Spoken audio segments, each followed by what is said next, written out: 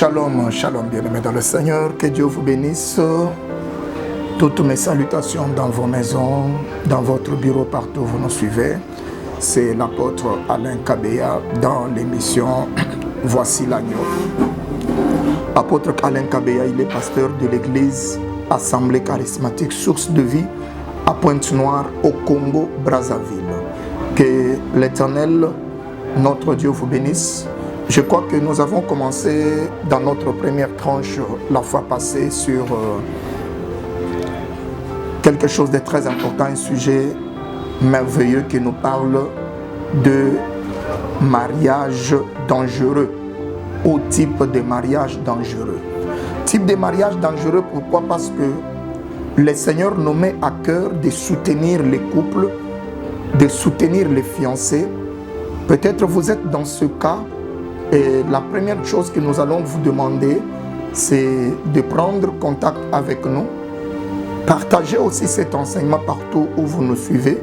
Partagez, abonnez-vous à notre chaîne YouTube et puis partagez. Je crois que ça pourra aider beaucoup de gens qui sont dans les cas. Je parle vraiment d'abord, je sais que nous allons aborder beaucoup de sujets dans cette émission, mais le Seigneur m'a mis à cœur parce que c'était une vision que le Seigneur m'a donnée quelques années, là sur la vision de soutenir les couples. Voilà pourquoi les couples et soutenir le mariage, parler sur le mariage, restaurer le mariage. Pourquoi la Bible dit, celui qui trouve une femme trouve le bonheur. Mais la question de savoir, est-ce que tous ceux qui ont trouvé des femmes ont trouvé le bonheur? Est-ce que tous ceux qui sont dans les mariages aujourd'hui ont trouvé le bonheur qu'ils avaient tant rêvé? Est-ce que tous ceux qui vivent aujourd'hui dans des couples vivent heureux? Parce que le bonheur, c'est cette vie de suffisance, cette vie dans laquelle nous nous trouvons dans une bonne ambiance du Seigneur. Voilà pourquoi la fois passée j'ai parlé de bonheur spirituel, bonheur physique, bonheur matériel. Tous ces bonheurs-là que nous avons besoin de vivre dans le couple. Le problème, ce n'est pas de vivre dans un couple apparemment que nous sommes dans le couple. Mais bien aimé, il faut vivre ce qu'il faut dans le couple. Votre couple, le premier objectif, vous devez vous aider aller jusqu'au ciel. Voilà pourquoi le premier mariage dangereux, c'est le mariage qui vous empêche d'aller au ciel. Alléluia. C'est le mariage qui vous empêche d'aller au ciel. Le premier type de mariage dangereux, c'est le mariage qui rompt votre relation avec Dieu. Le mariage qui tend à couper votre relation avec Dieu. Quel que soit tout ce que l'homme peut avoir comme bien, quelle que soit toute beauté que la femme peut refléter. Mais sachez très bien que mon frère, ma soeur, tu as été créé pour un but. Tu as été créé pour la gloire de Dieu. Et le diable le sachant, le diable sachant cela, a fait quelque chose. Le diable peut te piéger. Et il peut te piéger où? Dans les sentiments. Voilà pourquoi le type de mariage dangereux, premier type de mariage, c'est le mariage qui peut rompre ta relation avec le Seigneur. Le mariage qui tend à t'empêcher le ciel. Je me suis marié à un mari, il a beaucoup d'argent. Il travaille n'importe où. Il a beaucoup de biens. La Bible déclare ceci, mes frères et sœurs. À quoi bon gagner le monde et de perdre son âme? À quoi sert-il à un homme de gagner le bien, de gagner le monde? À quoi sert-il à une femme de porter le nom d'un grand homme, d'un grand dignitaire, mais de perdre son âme comme tu es en train de me suivre aujourd'hui? Avant d'entrer dans ce foyer, tu étais une femme qui priait, tu étais un homme qui priait, tu étais un homme qui servait Dieu avec beaucoup d'amour, avec beaucoup d'assurance. Mais aujourd'hui, depuis ce mariage, ne trouves-tu pas que ce mariage, c'est un piège pour toi? Voilà pourquoi le Seigneur dit ceci. Je reprends le livre de Deutéronome. Deutéronome chapitre 7. Deutéronome chapitre 7. Là, je commence directement au verset 3. Tu ne contracteras point de mariage avec ces peuples. Tu ne donneras point tes fils à leurs filles. et tu ne prendras point de filles pour tes fils, car ils détourneraient de moi tes fils qui serviraient d'autres dieux, et la colère de l'Éternel s'enflammera contre vous. Il te détruira promptement. Il te détruira promptement. La colère de l'Éternel va descendre. Pourquoi? Dieu interdit à son peuple. Bien-aimé, à Cana, il y avait aussi des belles filles. Il y avait aussi des beaux gosses. À Cana, il y avait aussi des femmes de bonne moralité. À Cana, il y avait aussi des hommes de bonne moralité. Peut-être qu'ils ne connaissaient pas le Seigneur, mais qu'il y avait une bonne moralité. Parce qu'aujourd'hui, quand on veut parler de certaines choses, on dit, ah, Dieu, ce n'est pas tout ça. On veut nous tendre Dieu à la morale. Dieu n'est pas la morale. Non. La chrétienté, ce n'est pas la bonne moralité. Non. Mais la chrétienté, c'est une vie. La bonne moralité entre dans la chrétienté. Mais la chrétienté, c'est d'abord l'alliance. L'alliance qu'on fait avec Jésus. Toute bonne moralité qui n'a pas pour base Jésus-Christ. Oui, on encourage, mais ce n'est pas l'essentiel qui nous amènera au ciel. La voie du ciel, c'est Jésus-Christ. Voilà pourquoi aujourd'hui, une fille peut être belle, un homme peut être beau, mais mon frère, ma soeur, la première chose qui peut t'aider à ne pas tomber dans le mariage dangereux. Les types de mariage dangereux, c'est des mariages qu'on fait avec des hommes, soit un, qui n'ont jamais cru en Jésus. Deux, des hommes et des femmes de mauvais état d'âme. Je parle d'abord des païens, quelqu'un qui ne connaît pas le Seigneur. Deux, quelqu'un qui a un mauvais état d'âme ou qui est serviteur du diable. Ce qu'on appelle les hommes esprits, les hommes démons et les femmes démons qui existent aujourd'hui. Mes frères, excusez-moi d'être très fort, même Jésus dit, n'est-ce pas moi qui vous ai choisi, vous les 12, mais l'un de vous est un démon. Mais l'un est un démon, là, ce n'était pas un animal, c'était un homme. Il y a aujourd'hui des gens qui vivent dans ce monde, mais qui ont fait l'allégeance au diable, qui ont contracté des alliances avec le diable. Et une personne pareille peut se présenter devant toi dans la peau de brebis, mais sache bien que c'est un Cananéen. La Bible déclare que faites attention avec les Cananéens. Dieu interdit que ses enfants puissent s'allier en mariage. Même de prendre leurs enfants, leurs fils et leurs filles, donner en mariage aux fils, aux filles des Cananéens. Voilà pourquoi Abraham, dans le livre de Genèse 24, Abraham fait jurer à Eliezer, en lui disant, prends ta main sous ma cuisse. Jure-moi de ne pas prendre pour mon fils une femme dans ce pays où j'habite. Mon frère, tu as une grande destinée. Ma soeur, tu as une grande destinée. Ne suis pas tous ces mouvements. Ne suis pas tous ces mouvements.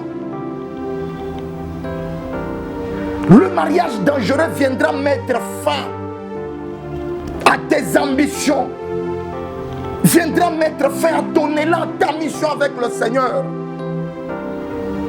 Tu vas tomber très bas. Comme tu es maintenant en train de me suivre, tu te dis, je regrette comment je suis arrivé là. Et parfois le Seigneur t'a parlé. Nous parlerons comment est-ce qu'on peut tomber aussi sur un bon choix. Mes frères et sœurs, je vous prie. Abraham a fait jurer. Il a fait déplacer Eliezer. Pour qu'Eliezer rentre dans son village et aller chercher une femme pour Isaac. Pourquoi? Isaac n'était pas n'importe qui. Isaac était un fils de la promesse. Je dis à quelqu'un en ce jour, tu n'es pas n'importe qui. Tu as des grandes promesses. Tu as des grandes ambitions. Tu as des grandes choses à faire avec le Seigneur. Mais n'arrête pas tout cela à cause du sexe. N'arrête pas tout cela à cause de la beauté apparente. N'arrête pas tout cela à cause du fait que tu t'es fatigué du célibat. Parce qu'aujourd'hui, tout le monde qui parle se dit, papa, mais j'ai déjà la trentaine, bientôt 40 ans, bientôt la ménopause. Tout celui qui viendra, j'irai. Tout celui qui viendra, tu iras. Mais fais attention. Fais attention. Fais attention. Beaucoup de gens se sont retrouvés dedans. Dans le mariage dangereux. Un mariage avec quelqu'un qui n'a pas de considération pour l'éternel. Un mariage avec quelqu'un qui n'a pas de considération pour l'œuvre de Dieu, pour Dieu, pour lui. C'est son travail, c'est ses enfants. Tu n'as plus le temps d'aller à l'église, tu n'as plus le temps d'aller chanter, tu n'as plus le temps d'aller servir Dieu parce qu'il est là tout le temps. Il te dit, ma fille, ma chérie, tu es où? C'est à l'heure de la prière qu'il te donne des tâches. C'est à l'heure de la prière qu'il veut sortir avec toi, qu'il te dit, nous avons de grands rendez-vous, nous avons un programme, nous allons au restaurant aujourd'hui. Tout ça pourquoi? Parce qu'il veut t'empêcher. Tout ça c'est quoi? Parce que tu as suivi ce qui brille. Tu as suivi le bonheur matériel au détriment du bonheur spirituel. Le mariage dangereux, c'est le mariage avec des païens. Je connais une femme qui priait dans une église d'un ami à Kinshasa. Et c'est cet ami qui nous relatait cette histoire parce que quand j'allais parfois faire des séminaires, je connaissais un peu la fille. L'homme de Dieu me dit, papa, tu connais que ma fille, elle est décédée. Un jour, il était venu à Pointe-Noire en mission, c'est là qu'il était en train de me donner l'exemple. Ma fille là est décédée. Comment? C'est vraiment, je dis, une servante de Dieu. Une fille qui aimait Dieu.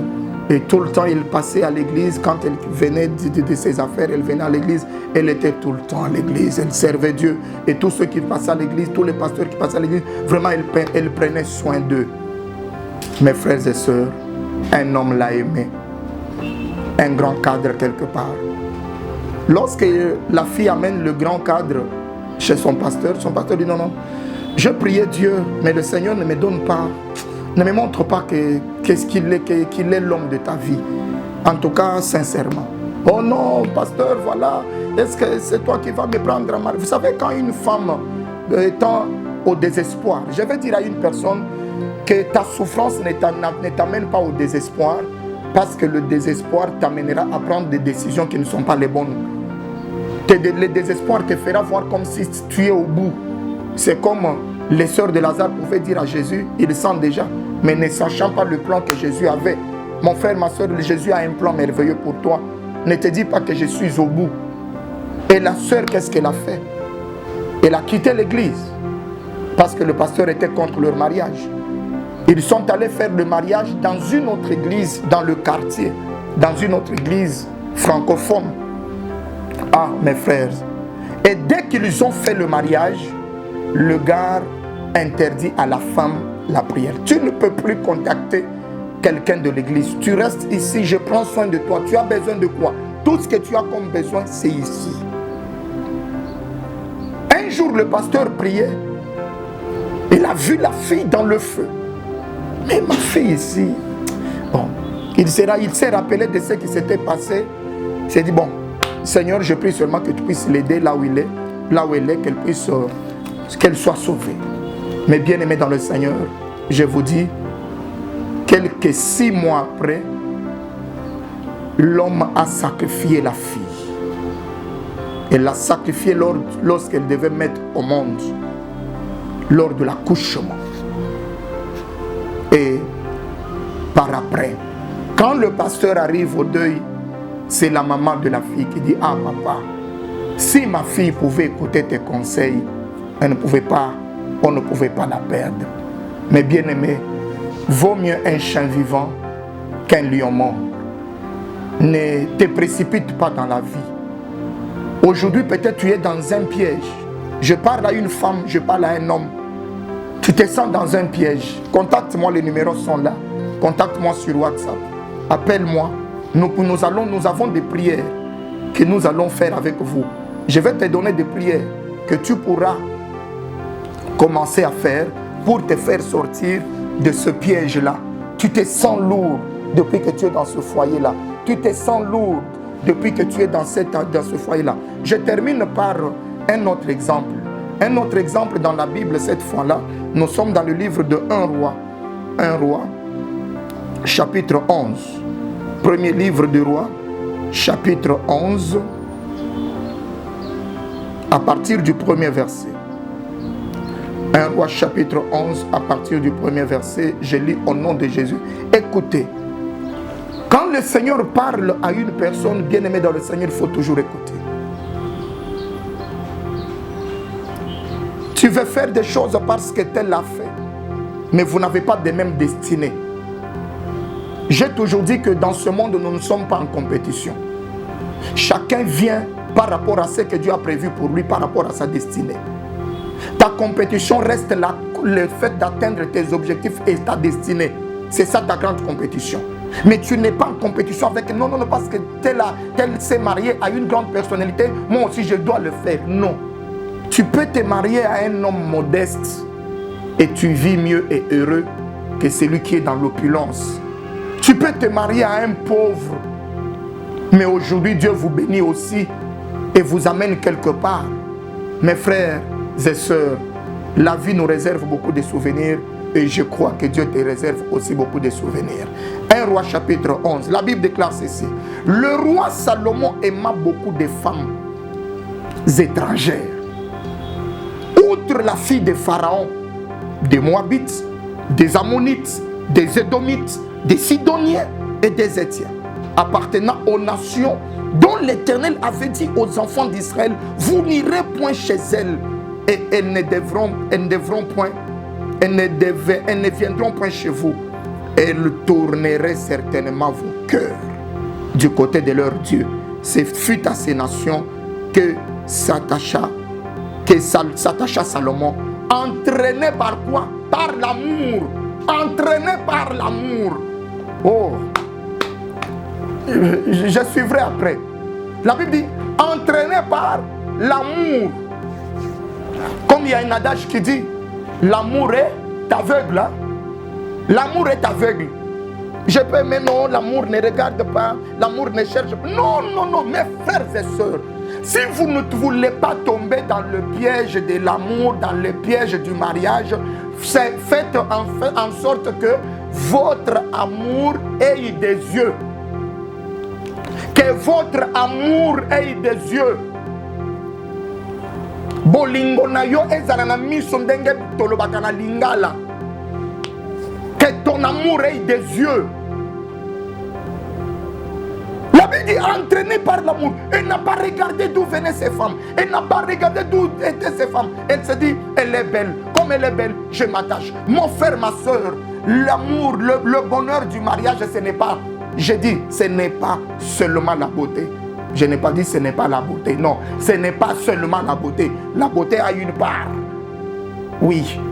La beauté, j'insinue bien mes mots. L'amour dans le mariage a beaucoup d'aspects. Voilà pourquoi, mais la Bible dit, Salomon est allé vers ces femmes, entraîné par l'amour. Mais ce qu'on craignait, c'est ce qui est arrivé. Ce qu'on craignait, c'est ce qui est arrivé. Lisez au verset 7. Vous allez 6-7, la Bible dit, Salomon fit ce qui est mal aux yeux de l'Éternel et il ne suivit point pleinement l'Éternel comme David son père. Alors Salomon bâtit sur la montagne qui est en face de Jérusalem un haut lieu pour Kemosh, l'abomination de Moab, pour Moloch, l'abomination d'Ammon. Et il fit ainsi pour toutes ces femmes étrangères qui offraient des parfums et des sacrifices pour leur Dieu. L'Éternel fit irriter contre Salomon parce qu'il avait détourné son cœur de l'Éternel et les dieux d'Israël qui lui étaient apparus. C'est ça la cause du schisme d'Israël. À cause de ça, c'est pourquoi Israël avait connu la division. Le nord et le sud. Capitale Jérusalem, capitale Samarie. À cause, dès que Salomon était parti, après lui, c'était la division.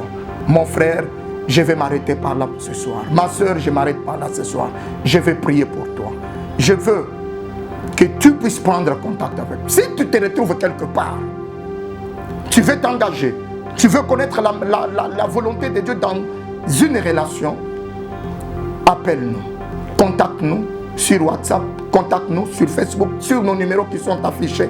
Bien-aimés, nous allons vous aider. C'est l'homme de Dieu, l'apôtre Alain Kabea. Je suis responsable de l'église Assemblée charismatique Source de vie à Pointe-Noire. Voilà pourquoi je vous prie. Je vous prie, mes frères et sœurs, que vous puissiez être responsables de ce que vous êtes en train de prendre comme engagement. Les mariages dangereux existent. Je vais prier pour vous. Tendre Père, Seigneur, je bénis tous ceux qui nous ont suivis aujourd'hui. Papa, ma prière est que tu sauves les couples. Toute personne, toute femme, tout homme qui s'est retrouvé piégé dans un mariage dangereux, qui a perdu le long de la foi, le long de la prière, Seigneur, je te prie que tu puisses le sauver. Notre prière est que ces jours-là, nous puissions tous nous retrouver à tes pieds, Seigneur.